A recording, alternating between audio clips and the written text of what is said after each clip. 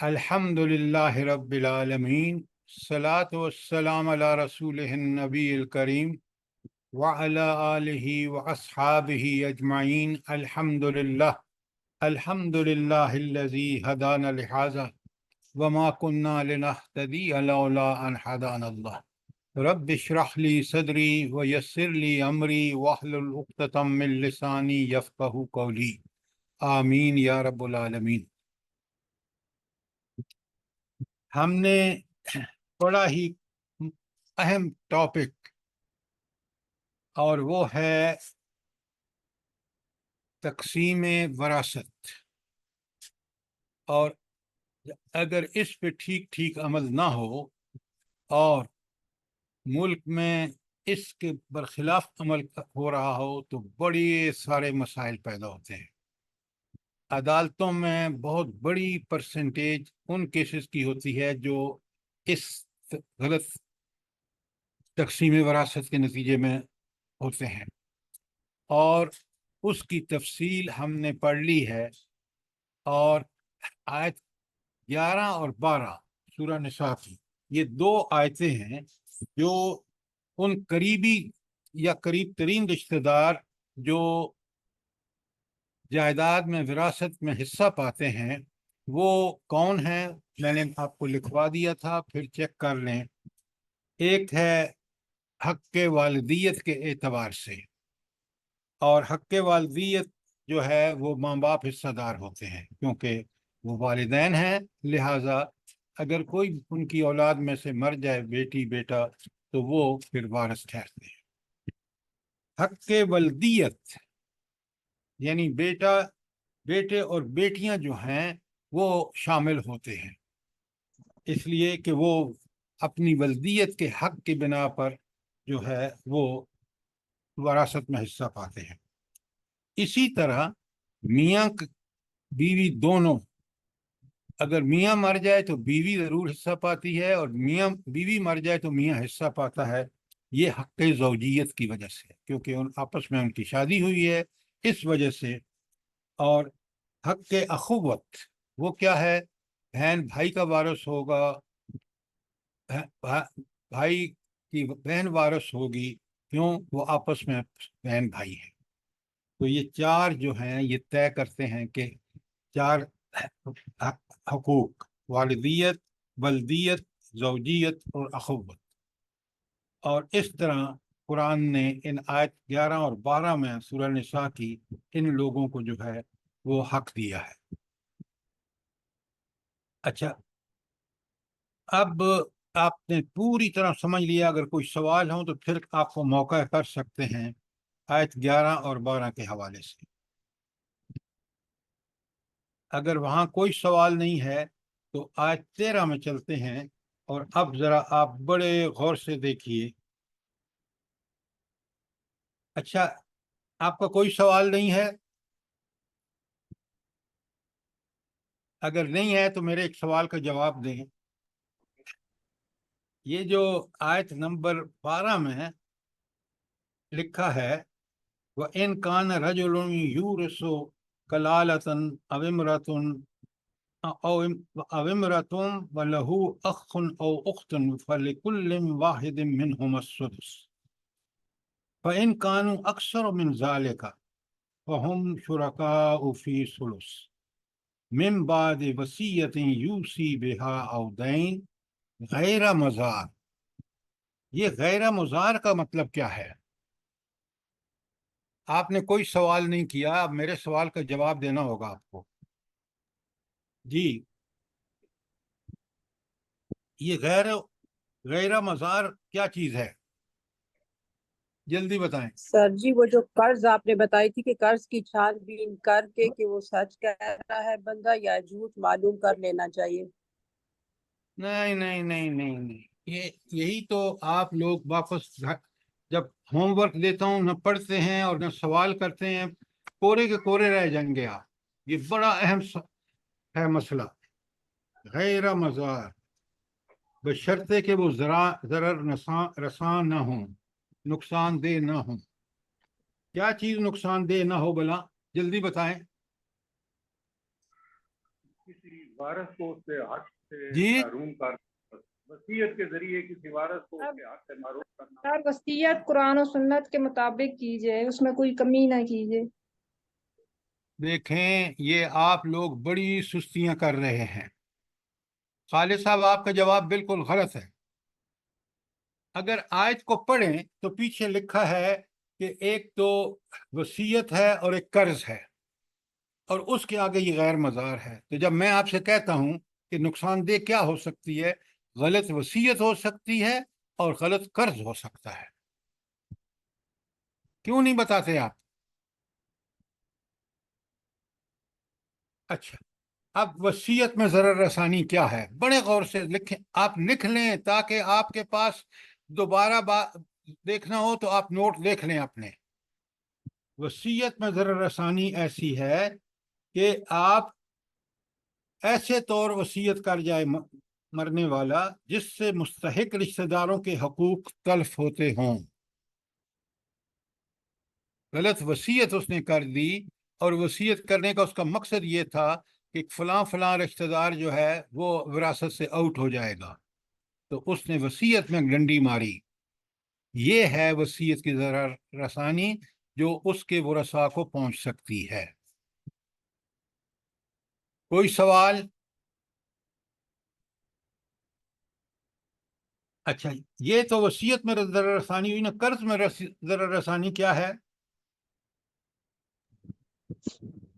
قرض نا اگر کوئی لینے آئے تو اس کی پوری چھان بین کرنی چاہیے کہ کیا آیا اس نے قرض لینا ہے، یہ تاکہ بات جو جن کا حصہ ہے ان کے لیے نقصان دہ نہ ہو۔ یہ بات آپ کی کسی درجے میں ٹھیک ہے۔ اصل میں قرض میں جو ضرر رسانی یا نقصان دینا ہے اس کے کرنے جائیداد جو مر رہا ہے، اس نے جھوٹے قرض کے لوگوں کو دے دیے تاکہ کچھ لوگ حصے سے محروم ہو جائیں۔ تو قرض اللہ تعالیٰ نے بڑا کلیئرلی بتایا ہے کہ وصیت کرنی ہو آپ 1/3 کی وصیت کر سکتے ہیں، لیکن وہ بڑی جائز وصیت ہونی چاہیے۔ اور اسی طرح قرض کے معاملے میں وہ واقعتاً قرض اس نے دیا ہو، اور وہ قرض اللہ کے لیے دیا ہو، اور اس نے اس مقصد کے لیے نہ دیا ہو کہ وہ تاکہ کچھ لوگ جائیداد سے جن سے اس کے دور کے رشتہ دار ہیں وہ اتنا قرض کے اپنے چھوڑ جائے کس سے کہ وہ اس قرض دیتے دیتے ان کا حصہ ختم ہو جائے۔ تو یہ ضرر رسانی یا یہ نقصان ہوگا وارثوں کو۔ آپ بڑے غور سے سنیے اور بات کو سمجھیے۔ آپ نے حدیث ضرور سنی ہوگی اور کبھی غور نہیں کیا ہوگا۔ حدیث آپ نے یہ سنی ہوگی کہ بندہ ساری زندگی نیک کام کرتا ہے اور مرتے وقت ایسا کام کر جاتا ہے کہ وہ جہنم رسید ہو جاتا ہے۔ یہ کون لوگ ہوتے ہیں بھلا؟ سر سنی ہوئی یہی والی حدیث جو وراثت میں ڈنڈی مارتے ہیں۔ ہاں، اب دیکھیں نا، آپ مومن کو بڑا کلیئرلی سمجھنا چاہیے کہ میرا رول کیا ہونا چاہیے۔ ساری زندگی نمازیں، روزے، حج، اور آخر میں وصیت میں یا قرض میں ایسا ڈنڈی ماری کہ لوگوں کے حق مار دی۔ ایک بات بڑی اچھی طرح سمجھ لیں، ہمارے ایمان کا حصہ ہے، اور اگر ہمارا ایمان میں یہ چیز نہیں ہے تو ہمارا ایمان ناقص ہے۔ وہ یہ ہے کہ یہ سب جائیدادیں، جو کچھ ہمارے پاس مال، رزق، وسائل، اسباب ہیں، یہ کس نے دیے ہیں؟ کس نے دیے ہیں؟ اللہ اللہ تعالیٰ تعالیٰ نے اللہ تعالیٰ نے دیے ہیں۔ آپ ان کو اللہ تعالیٰ کے حکم کے مطابق استعمال کریں۔ جب انسان یہ سمجھتا ہے نا کہ یہ سارے مال، اسباب، جائیدادیں یہ میرا کمال ہے، اور فلاں کو میں محروم کر دوں گا نا، وہ بھوکا مر جائے گا۔ اس بدبخت کو یہ نہیں پتا جس اللہ نے تجھے دیا ہے، اللہ تعالیٰ اس کا بھی رازق وہی ہے۔ یہ باتیں بڑے غور سے سمجھیں۔ اور پتہ ہے، وصیت میں نقصان دینا بہت بڑے گناہوں میں سے ہے، اور یہ حدیث اپنے پاس نوٹ کر لیں کہ آدمی تمام عمر اہل جنت کے کام کرتا رہتا ہے، مگر مرتے وقت وصیت میں یا قرض میں ضرر رسانی کر کے اپنی کتاب زندگی ایسے عمل پر ختم کر جاتا ہے جو اسے دوزخ کا حقدار بنا دیتا ہے۔ یہ زرار اور حق تلفی اگرچہ ہر حال میں گناہ ہے، مگر خاص طور پر کلالہ کے معاملے میں ہے۔ اب کلالہ کون ہوتا ہے بلا؟ جلدی بتائیں۔ سر جس کے بعد بہن نہیں ہوتے اور اولاد بھی نہیں ہوتی۔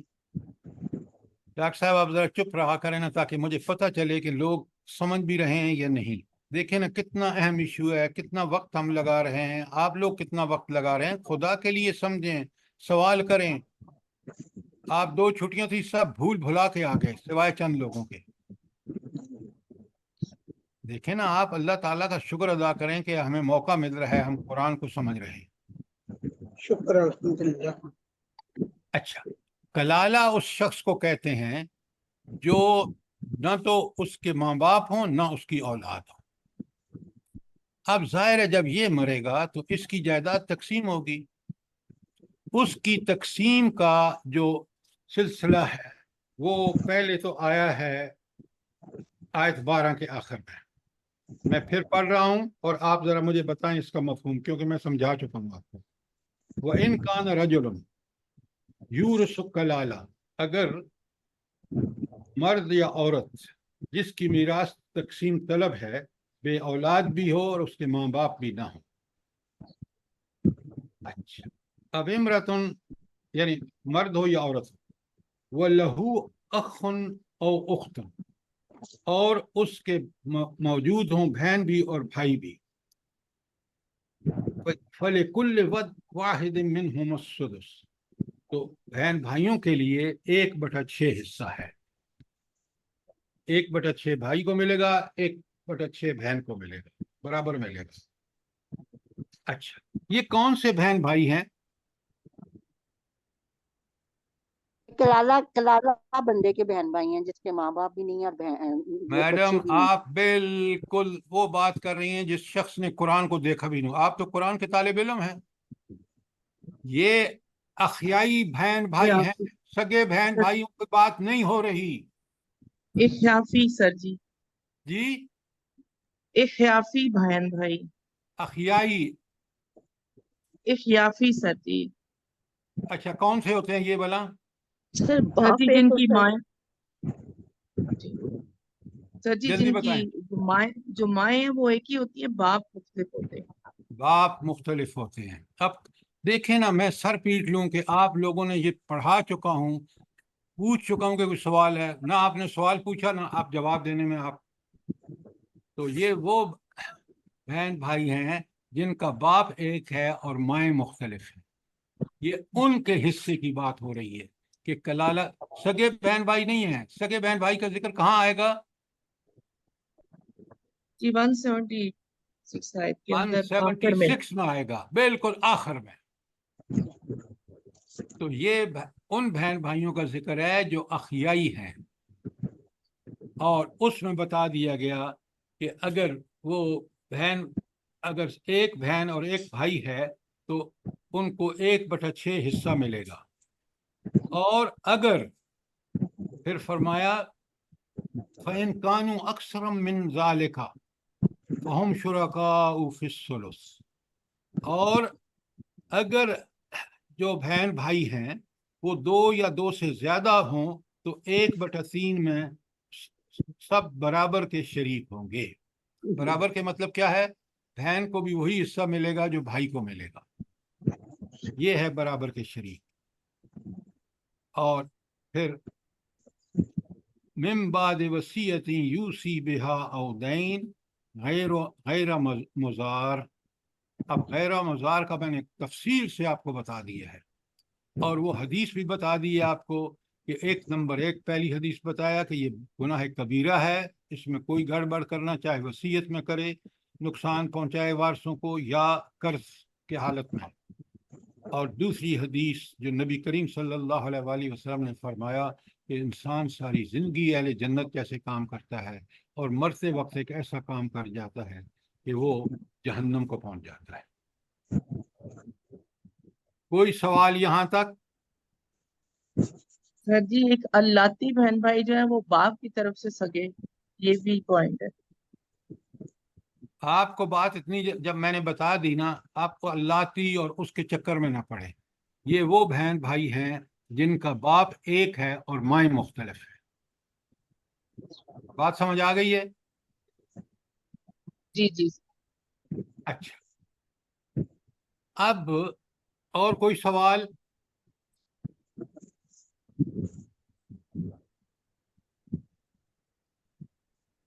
آپ بالکل سوال نہیں کرتے، اب میں آپ سے سوال کر رہا ہوں۔ یہ دو صفات اللہ تعالیٰ کی آئی ہیں، ایک علیم اور ایک حلیم۔ کیا مطلب ہے ان دو صفات کا یہاں لانے کا؟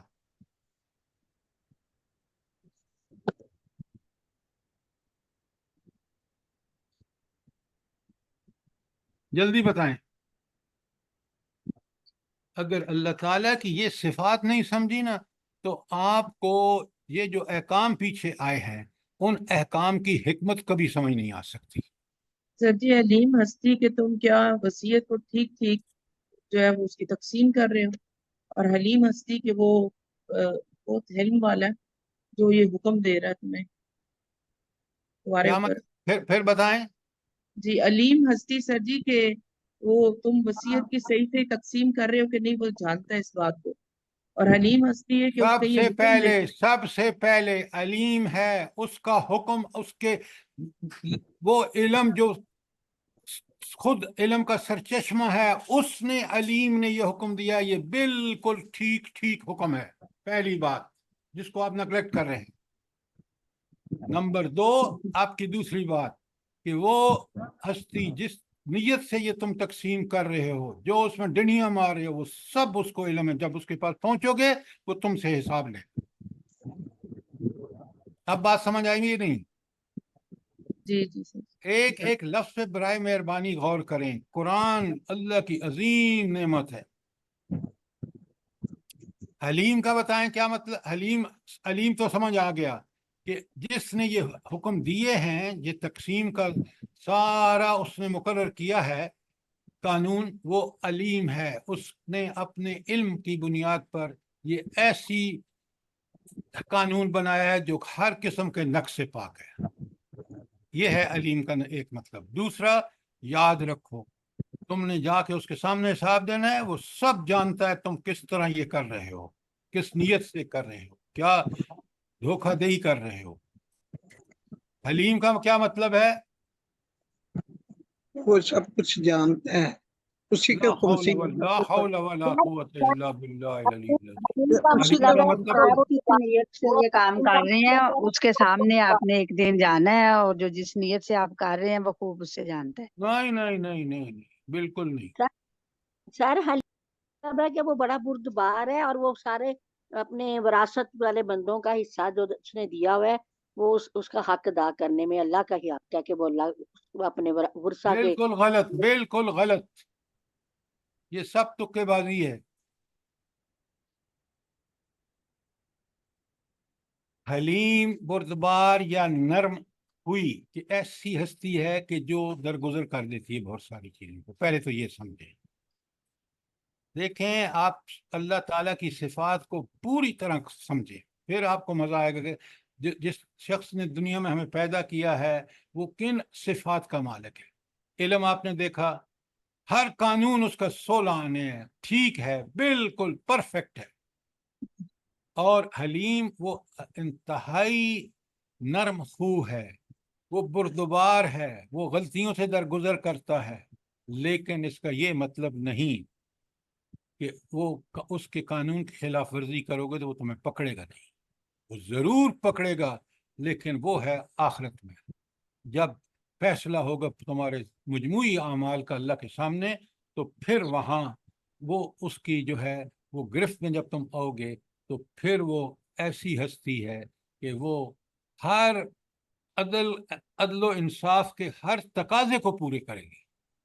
ایسا نہیں ہو سکتا کہ وہ کہے اچھا بھائی ٹھیک ہے، نرم خوئی کی وجہ سے کہ آپ ٹھیک ہے برائی تو کی لیکن چلو جنت میں۔ نہیں نہیں نہیں، ایسا ہرگز نہیں۔ عدل و انصاف کا ایک ایک تقاضا پورا ہوگا۔ آئیڈیل جسٹس سے کہتے ہیں جج کو یہاں دنیا میں نہیں پتا کہ آپ نے کس نیت سے یہ عمل کیا، اس رب کو تو یہ بھی پتا ہے کہ تم نے عمل کس نیت سے کیا، کیسا کیا۔ تمہارے اعضاء اس وقت اللہ کے سامنے گواہی دیں گے تمہارے خلاف۔ سسٹم اس کا بہت لاجواب ہے، اور کوئی تمہیں وہاں بچانے والا نہیں۔ دنیا میں بھی جب وہ پکڑتا ہے نا، کوئی بچا نہیں سکتا۔ فرعون کو اس کے لشکروں نے بچایا؟ بتائیں مجھے۔ اور دنیا کے دوسرے پوری تاریخ اٹھا کے دیکھ لیں، جب اللہ نے پکڑا ہے تو پھر اس کو کوئی بچا نہیں سکا۔ امریکہ کو افغانستان میں کوئی شکست سے بچا سکا ہے؟ مجھے بتائیں۔ نیٹو اس کے ساتھ تھا، الائز اس کے ساتھ تھے، بدبخت مسلمان ملک اس کے ساتھ تھے، بچایا کسی نے شکست سے؟ جب رب کا حکم اور رب کی مدد آتی ہے اس کا کوئی مقابلہ نہیں کر سکتا۔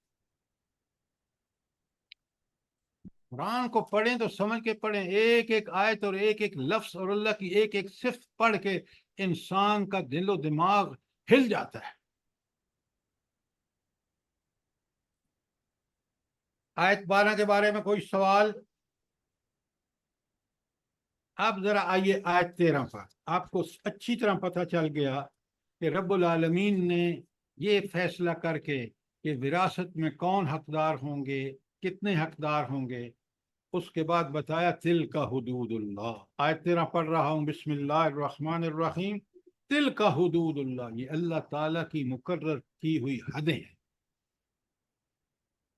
فرمایا وَمَن یُطِعِ اللَّهَ وَرَسُولَهُ، جو کوئی اللہ تعالیٰ اور اس کے رسول صلی اللہ علیہ وسلم کی اطاعت کرے گا، يُدْخِلْهُ جَنَّاتٍ تَجْرِي مِن تَحْتِهَا الْأَنْهَارُ، اس کو ایسے باغوں میں داخل کرے گا جس کے نیچے سے نہریں بہتی ہوں گی۔ اور جو آگے دو لفظ ہیں نا، خالدین فیہا، اس میں ہمیشہ رہیں گے۔ اچھا، اس کا مطلب کیا ہے؟ جب وہ اس میں باغات بھی ایسے کہ نیچے سے نہریں بہتی ہیں، کوئی سطح کھالے کھولے نہیں ہیں، کوئی کیچڑ نہیں، پانی نہیں، آپ آرام سے نیچے سے نہریں بہ رہی ہیں، آپ کو مسئلہ ہی کوئی نہیں ہے۔ میں نے اس کی مثال آپ کو اپنا ذاتی تجربہ بتایا تھا۔ خالدین فیہا، اور اس میں ہمیشہ رہیں گے، اس کا مطلب کیا ہے بھلا؟ جلدی بتائیں۔ دوبارہ نہیں آئے گی، وہ پھر ہمیشہ رہیں گے۔ کتنی آپ سطحی بات کرتے ہیں۔ رب بتا رہا ہے جس دنیا میں تم جن نہروں کے پیچھے، جن دنیا میں ظلم کر رہے ہو، زمینداری کے چکر میں، پانی کے چکر میں، اور دنیا کے دوسرے ہر قسم کے چکر کر رہے ہیں، آج امت مسلمہ دیکھ رہے ہیں۔ اللہ کہتے ہیں اگر تم اللہ کے حکم پر چلو گے، ان عارضی چیزوں جس کے پیچھے تمہیں مرنے کے بعد کوئی چیز ان میں سے کام نہیں آئے گی، وہاں آخرت میں ایسے باغات، نیچے نہریں بہتی ہوئی، اور تم وہاں ہمیشہ رہو گے۔ وہ عارضی نہیں ہے، یہ دنیا عارضی ہے۔ کیوں نہیں سمجھتے آپ؟ ہم دنیا کے چکر میں سارا فراڈ کر رہے ہیں، اور دنیا کتنی عارضی ہے۔ اللہ تعالیٰ کہہ رہے ہیں یہ باغات، یہ دائمی باغات، یہ خالدین فیہا، اس میں ہمیشہ رہیں گے۔ کتنا بڑا مجھے اللہ تعالیٰ نے انسینٹیو دیا ہے، میرے لیے کتنی بڑی بشارت ہے کہ چند روزہ زندگی میں اللہ کے احکامات کی پیروی کرو۔ وَمَن یُطِعِ اللَّهَ وَرَسُولَهُ، یہ کر لو، اللہ اور اس کے رسول کی اطاعت کر لو، آخرت میں دائمی انعامات ہیں۔ یہاں بغاوت کرو گے تو بھی کتنے دن کر رہو گے، موت آئے گی تم اٹھا لیے جاؤ گے اللہ کے پاس۔ تم نے برزخ سے گزرنا ہے، اور پھر تم نے پہنچنا ہے وہاں میدان حشر میں، پھر اللہ کے سامنے پیش ہونا ہے۔ ذرا ان سب چیزوں کو دیکھ لو۔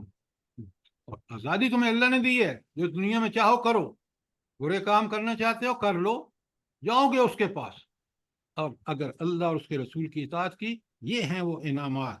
وَمَن يُطِعِ اللَّهَ وَرَسُولَهُ يُدْخِلْهُ جَنَّاتٍ تَجْرِي مِن تَحْتِهَا الْأَنْهَارُ خَالِدِينَ فِيهَا۔ اللہ کی حدود کی پابندی، اللہ اور اس کے رسول کی اطاعت۔ وَذَلِكَ الْفَوْزُ الْعَظِيمُ، یہ کون کہہ رہا ہے فوز العظیم ہے؟ یہ کون کہہ رہا ہے؟ اللہ تعالیٰ کہہ رہا ہے۔ اور اللہ تعالیٰ جب ایک بات کہتے ہیں، دیکھیں نا، ایک بھوکے آدمی کے لیے فوز العظیم، اس کو روٹی مل جائے تو بڑی کامیابی ہوگی، اس کو بھوک دور ہو گئی۔ بیمار کو صحت مل گئی تو کہتا ہے میں بڑا کامیاب ہو گیا۔ اللہ جب کسی چیز کو کہے کہ یہ بڑی عظیم کامیابی ہے تو سوچیں وہ کتنی بڑی ہوگی۔ وہ جنت جو نعمتوں کا خزانہ ہے، اللہ کی رحمتوں کی بارش ہو رہی ہے۔ اب یہاں آیت نمبر 13 میں کتنا، میں اگر اس کو سمجھ کے پڑھوں اور تو میں یقین مانے دنیا میں کبھی اللہ اور اس کے رسول کی اطاعت سے کروں، نافرمانی نہ کروں، نافرمانی ہرگز نہ کروں، اور میں اس کی اطاعت کا حق ادا کروں۔ کیوں؟ یہاں اس آیت 13 میں بالکل اللہ نے کہا سب سے بڑی کامیابی ہے۔ بغیر سوچے سمجھے قرآن پڑھنا کتنا بڑا ظلم اپنے ساتھ، کہ اللہ کی ہدایات اور تعلیمات کو سمجھے ہی نہیں۔ یہ تو تھا حدود اللہ کی پابندی کرنے والوں کا۔ اب سنیں بالکل اس کو اور کلیئر کرنے کے لیے بالکل اپوزٹ، وَمَن يَعْصِ اللَّهَ وَرَسُولَهُ، اور جو کوئی اللہ اور اس کے رسول کی نافرمانی کرے، نمبر 1، وَيَتَعَدَّ حُدُودَهُ، اور اس کی حدود، مقرر کردہ حدود سے تجاوز کرے، نمبر 2، يُدْخِلُهُ نَارًا، اس کو کس میں داخل کرے گا؟ آگ میں، اور پھر فہا خالدن فیہا، اوپر کا نا خالدین فیہا، اور یہاں کا خالدن، وہ پھر اس جہنم میں ہمیشہ رہے گا۔ وہ اوپر کہا وَذَلِكَ الْفَوْزُ الْعَظِيمُ، وہ بہت بڑی کامیابی ہے۔ آیت 14 میں کہا وَلَهُ عَذَابٌ مُهِينٌ، اور اس کو عذاب کون سا ملے گا؟ ذلت والا عذاب۔ یہ بتائیں ذرا، میں نے کئی دفعہ بتایا آپ کو کہ یہ ذلت والا عذاب سے مراد کیا ہے؟ رسوا کرنے والا عذاب ہے، یعنی جن لوگوں کو ضعیف سمجھ کے کمزور سمجھتے ہیں، حقوق اللہ یار ذرا اپنا موبائل ٹھیک پہ بولو تاکہ آپ کی آواز نہیں آ رہی۔ یعنی جو وراثت کی تقسیم صحیح نہیں کرتا اس کے لیے ذلت والا عذاب ہوگا، وہ وہ ذلت والا بےعزتی کیا والا جو عذاب سب کے ہے؟ سامنے ہوگا، بےعزتی والا جو سب کے سامنے ہوگا۔ سر جن لوگوں کے حقوق مارے ہیں ان کے سامنے اللہ تعالیٰ عذاب دیں گے۔ یہ ہوئی نا بات، جن کی جائیدادوں پر قبضہ کیا اور دنیا میں اسے کہا کہ کر لو جو کچھ کرنا ہے، میں تو بڑا، فلاں سے بھی میری دوستی ہے، فلاں سے بھی دوستی ہے، میں اتنا طاقتور ہوں، تم کچھ بھی نہیں میرا بگاڑ سکتے، اور قبضہ کر لیا جائیدادوں پر، چاہے وہ رشتہ دار تھے یا غیر رشتہ دار تھے۔ رب العالمین قیامت کے دن اس کو عذاب دے گا، اور ان لوگوں کو دکھائے گا جن کے ساتھ اس نے دنیا میں زیادتی کی ہے۔ ذلت یہ ہوتی ہے، عذاب تو ہو لیکن عذاب ان لوگوں کے سامنے دیا جائے جن کا اس نے حق مارا ہے۔ وہ کتنا بے بس ہے آخرت میں، اور دنیا میں کتنا اکڑتا تھا۔ یہ ہے عذاب مہین۔ میں نے آپ کو مثالوں سے سمجھایا ہے۔ میں نے مثال دی ہے کہ ایک شخص گھر آتا ہے دفتر سے، اس کی بیوی اس کو بتاتی ہے کہ بیٹے کا کل امتحان ہے، اور وہ صبح سے گراؤنڈ میں کھیل رہا ہے۔ اب وہ جاتا ہے فٹافٹ اپنا گاڑی میں سے نکل کے بیٹے کو پکڑ کے لے آتا ہے گھر، اور گھر اس کو تھپڑ لگاتا ہے کہ تم نے یہ کیا حرکت کی ہے۔ ایک تو یہ اس نے سزا دی، اس کو عذاب دیا۔ دوسرا، وہاں پہنچتے ہی وہیں پکڑ کے ان دوستوں کے سامنے جن سے سارا دن کھیلتا رہا، وقت ضائع، ان کے سامنے اس کی پٹائی لگائی۔ تو اس میں عذاب مہین کون سا ہوا؟ پر جو دوستوں کے سامنے اس کی پٹائی۔ تو دوستوں کے اللہ، سامنے۔ یہ آپ مثالوں سے سمجھیں۔ قیامت کے دن ہم نے کسی شخص کی ناحق چیز پر قبضہ کر لیا اور دنیا میں اس کو دھمکیاں دی، قیامت کے دن رب العالمین اس کے سامنے ہمیں ذلیل عذاب دے گا۔ ہم منہ چھپائیں گے کیونکہ دنیا میں ہم اس بندے کو کچھ چیز سمجھتے ہی نہیں تھے۔ آج رب نے اس دنیا میں جو میرے کسی کی بھی غلطی تھی اس کا وہاں اللہ تعالیٰ نے کس طرح ازالہ کیا۔ یہ ہے عذاب مہین۔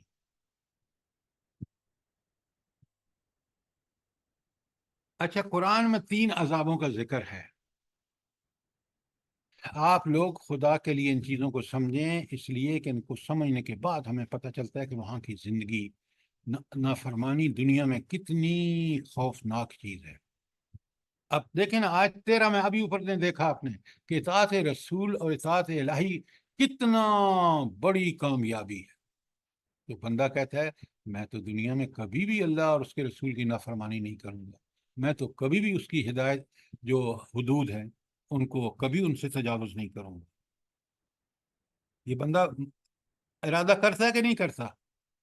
اور جب آیت 14 کو پڑھتا ہے تو وہ کہتا ہے کہ یہ حشر ہوگا وہاں کہ جس نے اللہ کی حدود کو سے تجاوز کیا، اور اللہ اس کو جہنم میں پھینکیں گے اور عذاب مہین دیں گے. وہ بچے گا نہیں بچے گا اس سے؟ جلدی بتائیں. جی سر، بچے گا بھی. آگے سمجھ کے پڑھ رہا ہے تو پھر تو اس کا دل و دماغ اس بات پہ ٹھک جائے گا کہ میں نے کبھی بھی اللہ کی حدود کی نافرمانی نہیں کرنی، ان سے تجاوز نہیں کرنا. قرآن سمجھ کے پڑھیں گے، آپ کے اندر وہ ایمان بڑھے گا، جذبہ بڑھے گا کہ میں نے پوری زندگی میں کچھ بھی ہو جائے میں نے اللہ اور اس کے رسول کی اطاعت کرنی. 2 آیتیں آپ کے سامنے ہیں. تو آیت نمبر 14 جہاں عذاب مہین کی انسان کو انذار کیا گیا، ڈرایا گیا اس سے، اس کو بڑی خوفناک آیت ہے یہ کہ اللہ کے غضب کی پوری طرح نشاندہی کر رہی. اب مجھے بتائیں، اب جو لوگ یہ دنیا میں اندھا دھند تک جائیداد کی تقسیم وراثت کی کرتے ہیں، کسی کو ادھر دے دیا، کسی کو ادھر دے دیا، کسی کو یہ کر دیا، کسی کو وہ کر دیا، کتنا بڑا غلط کام کر رہے ہیں، قبضے کر رہے ہیں. سوچیں کتنی بڑی یہاں اللہ تعالیٰ نے انسانوں کو کتنا بڑا ڈرایا ہے اس خوفناک منظر سے. قرآن کو اللہ کی کتاب ہدایت سمجھ کے، یہ اللہ کی ہمارے اوپر اتمام حجت ہے. قیامت کے دن ہم نہیں کہہ سکیں گے کہ اللہ ہمیں تو پتہ ہی نہیں تھا. اللہ کہے گا میں نے قرآن میں یہ آیتیں تم نے کبھی پڑھی تھی؟ میں نے یہ چیزیں تمہیں دنیا میں کھول کھول کے قرآن میں بتا دی. نبی کریم صلی اللہ علیہ وآلہ وسلم نے اپنے حدیث مبارکہ میں ان کی تشریح کر دی اور اپنے عمل سے آپ کو بتا دی. وہاں کوئی ہوگی گنجائش بچنے کی؟ بتائیں نا مجھے ذرا. نہیں سر. تو پھر آپ دنیا میں ہم کیوں نہیں اس قرآن کو سمجھ کے پڑھتے؟ اچھا، اب آخری آیت ہے جو کلالہ کے بارے میں، وہاں اخیائی بہن بھائیوں کا حصہ مقرر کر دیا. اور وہاں جو تھا کلالہ وہ شخص ہوتا ہے جس کی نہ تو اولاد ہو نہ ماں باپ. ہاں، اگر اس کے بہن بھائی سگے تھے تو پھر کیا ہوگا اس کا ذکر یہاں، کیونکہ علماء ساری تفسیر کی کتابیں یہ بتاتی ہیں کہ جو بات 12 میں حکم ہے وہ اخیائی بہن بھائیوں کا ہے، اور سگے بہن بھائیوں کا حکم 176 میں ہے. کوئی سوال اس پر؟ اور اب میں آپ کے سامنے پھر دیکھیں قرآن کتنا فطری انداز میں بتاتا ہے. یستفتونک، اے نبی یہ آپ سے فتویٰ پوچھتے ہیں. قل اللہ یفتیکم فی الکلالہ، ان سے کہو اللہ تعالیٰ تمہیں کلالہ کے بارے میں فتویٰ دیتا ہے، اللہ کا فیصلہ ہے یہ کام جو تم نے کرنا ہے. یہ فتویٰ کس نے دیا ہے؟ اللہ تعالیٰ نے. اب پہلی بات، ان امرؤ ہلک لیس لہ ولد ولہ اخت فلہا نصف ما ترک. کیا مطلب؟ کہ اگر صرف، ہاں جی، فرمایا کہ صرف ایک بہن ہے تو اس کے لیے اس کے ترکے میں نصف ہے. کتنا ہے؟ آدھا بہن کو ملے گا، باقی دوسرے بار سے. دوسری اگلی بات، وَهُوَ يَرِثُهَا إِن لَّمْ يَكُن لَّهَا وَلَدٌ، اور وہ مرد بھائی اس بہن کا مکمل وارث ہوگا اگر اس بہن کی کوئی اولاد نہیں. بہن کلالہ ہے، نہ اس کے ماں باپ ہیں، نہ اس کے بچے ہیں، تو اس کا جو بھائی ہے وہ اس کا مکمل وارث ہوگا پوری جائیداد کا۔ بات کلیئر ہے؟ آگے نمبر 3 پہ، فَإِنْ كَانَتَا اثْنَتَيْنِ فَلَهُمَا الثُّلُثَانِ مِمَّا تَرَكَ، پھر اگر 2 یا 2 سے زیادہ بہنیں ہوں تو ترکے میں 2/3 یعنی 2/3 کی حقدار ہوں گی، وہ ان میں تقسیم ہوگا۔ کوئی سوال؟ اور پھر آخر میں فرمایا تقسیم کے حوالے سے، وَإِنْ كَانُوا إِخْوَةً رِجَالًا وَنِسَاءً، اگر کئی بہن بھائی ہوں ایک مرد کے لیے، فَلِلذَّكَرِ مِثْلُ حَظِّ الْأُنثَيَيْنِ، تو 2 عورتوں کے برابر ایک مرد کا حصہ ہوگا، یعنی پھر اس کی جائیداد تقسیم ہوگی بہن بھائیوں میں، اور اس کی کنڈیشن یہ ہوگی کہ ہر عورت کو مرد کے آدھا ملے گا یا مرد کو عورت سے دگنا ملے گا۔ بات کلیئر ہے؟ آگے فرمایا، کتنا کھول کے اللہ تعالیٰ بیان کر رہے ہیں، یبین اللہ لکم ان تضلوا، اللہ تعالیٰ تمہارے لیے اپنے احکامات کی وضاحت اس لیے فرماتے ہیں تاکہ تم بھٹکتے نہ رہو پھرو، اس پہ عمل کرو گے بالکل صحیح راستہ ہے، اگر اس سے ہٹ کے کرو گے تو پھر تم گمراہ ہو، صحیح راستے سے بھٹکے ہوئے ہو۔ اور پھر آگے جو وارننگ ہے، جو اللہ کی صفت لائی گئی ہے، وہ کمال ہے،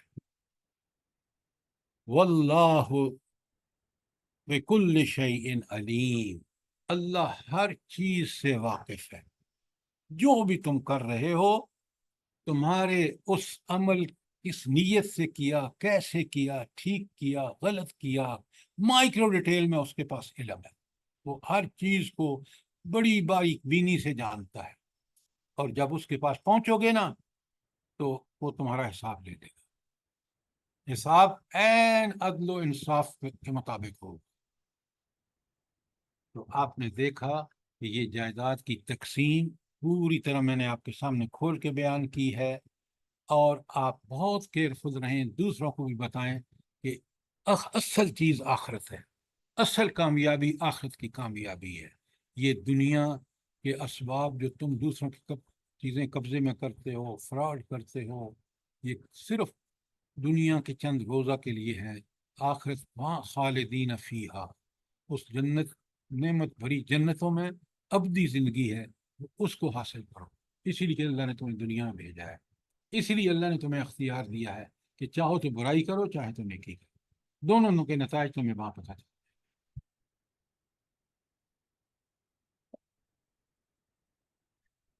اللہ تعالیٰ فرماتے ہیں، نبی کریم صلی اللہ علیہ وآلہ وسلم فرماتے ہیں، عقل مند وہ ہے جس نے آخرت کو پیش نظر رکھ کے دنیا میں کام کیا۔ کتنی بڑی بات ہے، ہر کام کرتے وقت مومن کے سامنے کیا ہونا چاہیے؟ میں آخرت میں یہ کام میرے لیے کامیابی کا باعث بنے گا یا ناکامی کا؟ ایسی کوئی زندگی گزار رہا ہے تو وہ کامیاب ترین زندگی ہے، اور اس سے ہٹی ہوئی زندگی ناکام ترین زندگی۔ کوئی سوال، کوئی چیز کلیئر نہ ہوئی ہو؟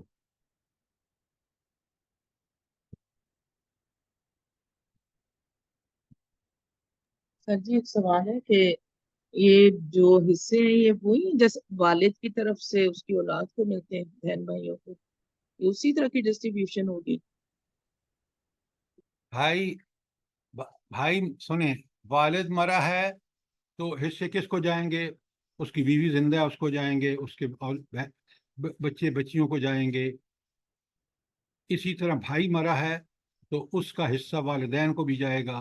میں نے آپ کو حق زوجیت اور سب بتا دیا ہے، اور جو مین چیزیں ہیں کہ یہ زندہ ہوں، جن کے میں نے آپ کو حق والدیت، حق زوجیت اور حق اخوت سے جو بنتے ہیں رشتہ دار، ان کو یہ قریب ترین رشتہ دار ہیں، ان کا حصہ ملے گا۔ جو بھی مرے گا وہ اس کی جائیداد سے پہلے قرض دیا جائے گا اور وصیت ادا کی جائے گی، اور تجہیز و تکفین کے اخراجات خرچ کیے جائیں، وہ پے کیے جائیں گے۔ اس کے بعد اس کی تقسیم ان رشتہ داروں میں ہوگی جو آپ نے 11 اور 12 میں پڑھے ہیں۔ اب اگر کوئی اور اس میں اسپیشل کیس ہے تو وہ احادیث میں بھی ہے اور اس فقہا کتابوں میں بھی ہے وراثت کی تقسیم میں، وہ ایک اسپیسیفک کیس جو ہے وہ اس کے حوالے سے انہی آیات کی روشنی میں حل کیا جا سکتا ہے، پلس احادیث اور نبی کریم صلی اللہ علیہ وسلم کے طریقہ کار سے۔ بات کلیئر ہے؟ جی جی سر جی الحمدللہ۔ جی سر، اگر ماں ایک ہے اور باپ مختلف ہیں پھر دیکھیں، تقسیم کیسے ہوگی؟ باپ ایک ہے، مائیں مختلف ہیں، یہی کہہ رہے ہیں ڈاکٹر صاحبہ؟ نہیں جی، ماں ایک ہے باپ مختلف ہے جی۔ تو وہ بھی آپ کے بھائی ہیں، لیکن وہ کون سے بھائی ہیں؟ کون سے بھائی؟ وہ سوتیلے بھائی ہو جاتے ہیں۔ سوتیلے تو ہم دیکھیں، ہم اپنی زبان سے بات نہ کریں، ہم سوتیلے دونوں کو کہتے ہیں، چاہے باپ ایک اور مائیں مختلف ہوں یا باپ ایک اور مائیں مختلف ہوں، جی لیکن سر۔ وہاں قرآن میں ان کو اخیائی بھائی اور پھر اللاتی بھائی کہا سر گیا ہے۔ سر جی اخیافی ہوتا ہے، کیا؟ اخیافی، اخیافی لفظ ہے سر جی، اخیافی اچھا اور اللاتی۔ چلیں، اور اچھا اب دیکھیں، آپ پڑھ رہے ہیں تو سمجھ کے پڑھیں، قرآن کو کبھی بغیر سمجھے نہ پڑھیں، ورنہ اللہ کے ہاں بھائی ہم وہ شخص جو قرآن پڑھتا ہے سمجھ کے نہیں پڑھتا، اس کے عمل نہیں کرتا، وہ بڑا مجرم ہوگا۔ کیوں؟ وہ پڑھتا ہے لیکن اس کے خلاف رہا ہے۔ قرآن نازل ہی اللہ تعالیٰ نے اس لیے فرمایا، نبی کریم صلی اللہ علیہ وآلہ وسلم نے اور صحابہ صحابیات نے کر کے دکھایا کہ اس قرآن کے مطابق تم نے زندگی گزارنی ہے، ہر حال میں اس پر عمل کرنا ہے۔ کیوں؟ قیامت کے دن اسی کا حساب ہونا ہے، اور اسی لیے ہم دنیا میں بھیجے گئے ہیں کہ کیا ہم اللہ کے دین پر چلتے ہیں یا نہیں۔ آج آپ دیکھ لیں، یورپ کو دیکھ لیں، امریکہ کو دیکھ لیں، میں نے اپنی آنکھوں سے دیکھا ہے، وہاں بڑے مسائل ہیں، بڑے مسائل ہیں۔ وہ معیشت جس کے لیے انہوں نے اس دینوں کو چھوڑا، وہ آج معیشت بھی ان کے قبضے سے نکل رہی ہے۔ اللہ کا دین اتنا متوازن، اتنا متناسب، اتنا بیلنسڈ ہے کہ وہ معیشت ہو، معاشرت ہو، سیاست ہو، فیملی لائف ہو، انسان کی پرسنل لائف ہو، پرائیویٹ لائف ہو، سب کو ایک پوری اکائی سمجھ کے اللہ نے قانون بنا دیا، بھیج دیا، اتمام حجت کر دیا۔ اب اگر ہم اس کے مطابق اپنی زندگیاں گزاریں گے، انشاءاللہ کوئی مسئلہ نہیں ہوگا۔ مشکلات اس لیے آتی ہیں تاکہ ہماری تربیت ہو، مشکلات اس لیے آتی ہیں کہ ہمیں صبر و استقامت ملے۔ اگر اللہ کے حکم پہ مطابق چل رہے ہیں تو مشکلات ضرور آتی ہیں، لیکن ان کا مقصد ہے کہ انسان کے اندر صبر و استقامت آئے۔ اور اگر نعمتیں اللہ دیتا ہے تو وہ اللہ تعالیٰ ہماری تربیت کر رہا ہے کہ نعمتوں میں ہم شکر گزار بنتے ہیں یا نہیں، کہ اللہ کے حکم کے مطابق ان کو استعمال کرتے ہیں، غربا، مساکین، یتاما کا سب کا حق ادا کرتے ہیں، نہیں کرتے۔ کوئی سوال، کوئی چیز کلیئر نہ ہوئی ہو؟ اللہ تعالیٰ نے انسان کو بڑا ذمہ دار بنایا ہے، ایسی ذمہ داریاں دی ہیں کہ ان کو پورا کر کے ہی جنت میں جا سکتا ہے۔ اگر ان سے پہلو دہی کرے گا، بڑا نقصان اٹھائے گا، بڑا نقصان اٹھائے گا۔ یہ چیز دنیاوی سمجھ آتی ہے، دنیاوی زندگی دیکھ کے کافروں کی، اور آخرت میں یقین پیدا ہوتا ہے کہ اللہ تعالیٰ نے یقیناً، دنیا میں پورا عدل نہیں ہوتا، پورا ایبسولوٹ جسٹس جو ہے، آئیڈیل جسٹس جو ہے، وہ آخرت میں ہوگا۔ سر جی میرا ایک سوال ہے کہ ایک مکان ہے، اس میں 4 بھائی اور 2 بہنیں ہیں، اس میں سے 2 بھائی جو ہیں اس مکان میں رہ رہے ہیں، اور 2 جو ہیں وہ الگ ہیں، ایک کرائے پہ رہ رہے ہیں اور ایک بھائی ہے اپنے آپ کی آواز نہیں آ رہی۔ سر جی ایک مکان ہے، اس میں سے 4 بھائی اور 2 بہنیں ہیں نا، حصے دار، اور اس مکان میں 2 بھائی رہتے ہیں، اور 2 جو ہیں اس میں سے ایک نے اپنا بنا لیا اور ایک کرائے پہ رہ رہے ہیں۔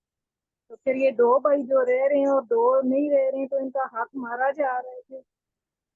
क्यों नहीं मारा जा रहा? वो उसमें चारों भाई और दोनों बहनें वो हैं, हकदार हैं, और उनको हिस्से मिलने मस्ट है। और उसका तरीका ये होगा कि उस पूरे मकान की कीमत लगा के उसको बेच दिया जाए, या जो खरीदना चाहता है उन ऑप्शन है वो खरीद ले, बाकियों को वो पेमेंट कर दे, शरीयत एतबार से जो आपने पढ़ा है। ठीक है? ठीक है सर जी, ये बेचते भी नहीं है ना, कहते हैं बेचेंगे तो फिर जो बेच के फिर वो अपना वो मकान तो वो अलग गलत, बनते जो हैं। गलत कर रहे हैं वो करते रहें, अल्लाह के पास पहुंचेंगे तो हिसाब होगा। उनका हक देना जरूरी है, हर हकदार का हक। अब उसको हक दे दें, उसके बाद वो माफ करता है तो कर दे।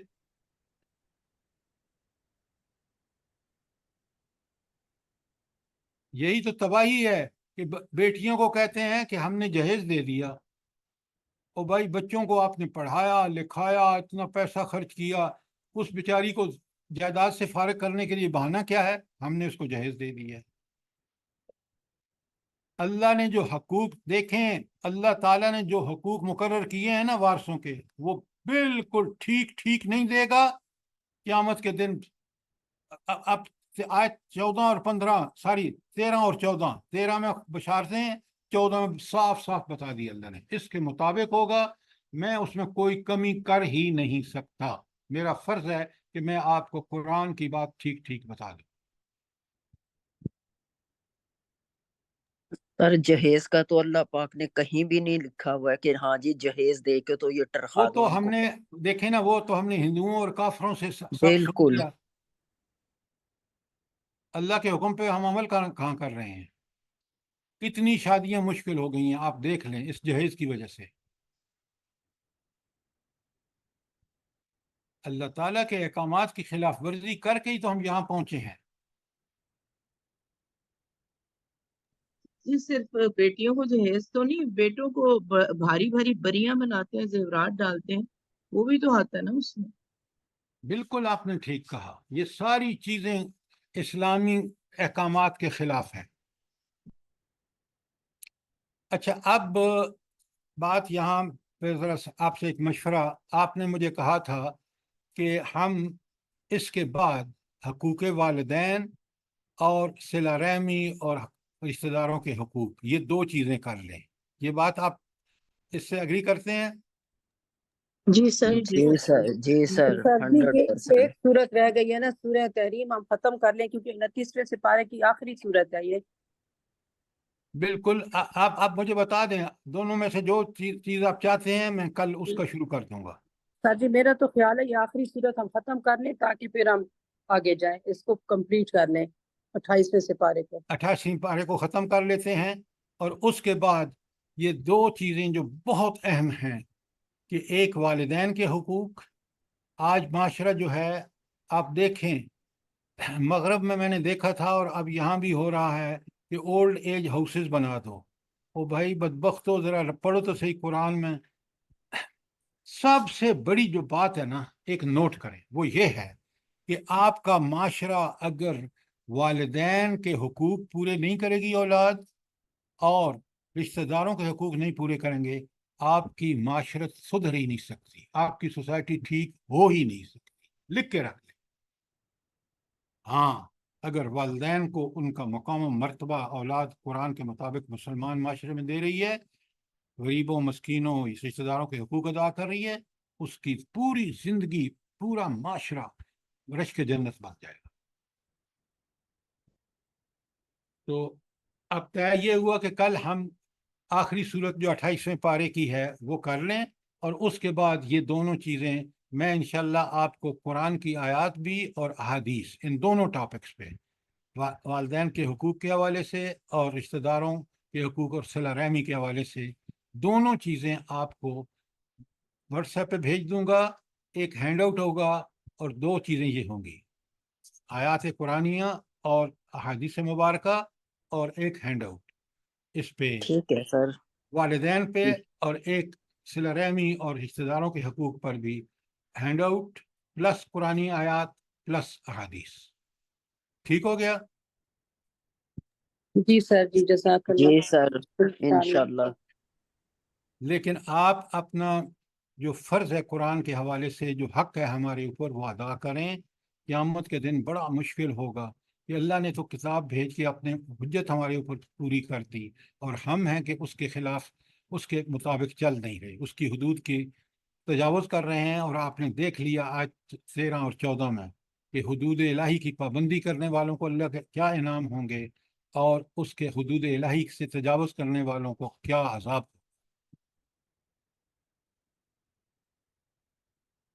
کوئی سوال، کوئی کامنٹ؟ یہ جو میں آپ سے بعض چیزیں سختی سے کہتا ہوں، قرآن کے اندر وہ سختی موجود ہے. اور آپ کو پتہ ہے حضور نبی کریم صلی اللہ علیہ وآلہ وسلم جب یہ چیزیں بیان فرماتے تھے، انذار کی چیزیں جس میں اللہ کا خوف دلایا جاتا تھا، خود بھی کانپ جاتے تھے.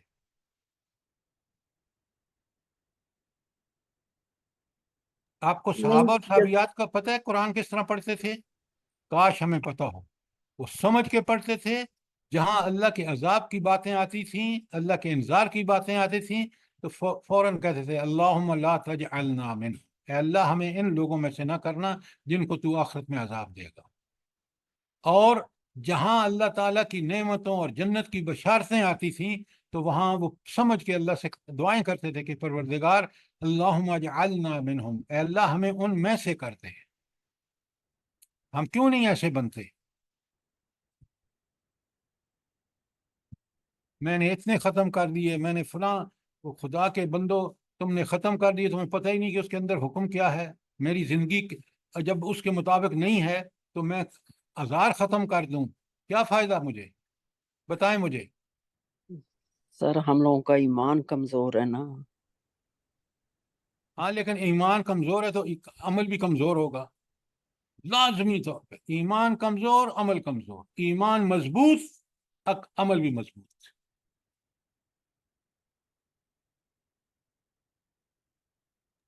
سر جی کوشش پوری ہے انشاءاللہ کہ اللہ تعالی ہمیں توفیق دے، ہم کوئی کوتاہی نہ کریں. باقی وہ رحیم ہے، اس کی رحمت کے طلبگار ہیں.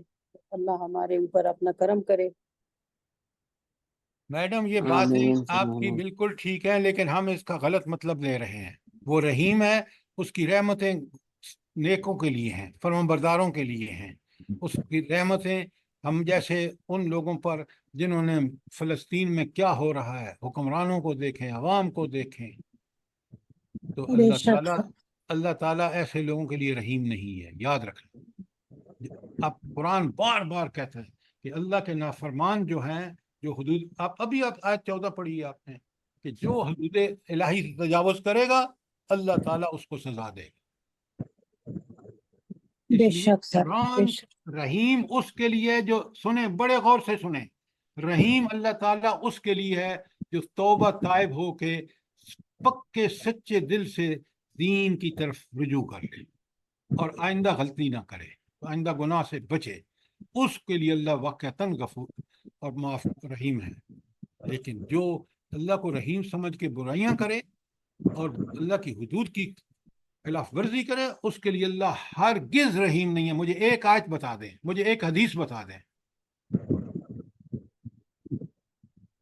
آخرت کی کامیابی کی دلیل ہی صرف اور صرف ایمان اور عمل صالح ہے.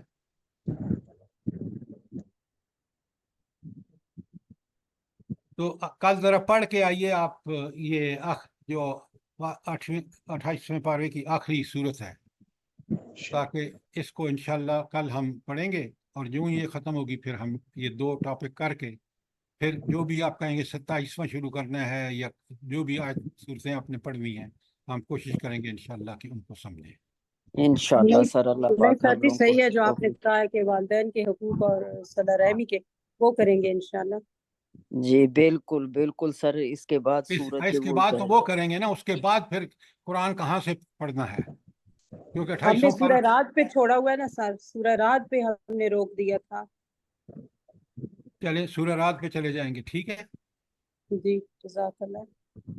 ربنا تقبل منا انك انت السميع العليم وتب علينا انك انت التواب الرحيم. ملک کے لیے بہت دعائیں کیجئے، پہلے سب سے پہلے فلسطین کے لیے اور پھر ملک کے لیے۔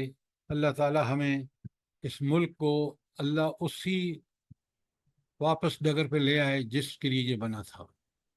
آمین ثم آمین۔ استاد جی آج شام کی کلاس بھی ہوگی عربی والی؟ بالکل ہوگی، اور ذرا پڑھ کے آنا، اس طرح نہ مت آنا جس طرح اس میں آئے ہیں آپ، ٹھیک ہے؟ انشاءاللہ۔ جی سر۔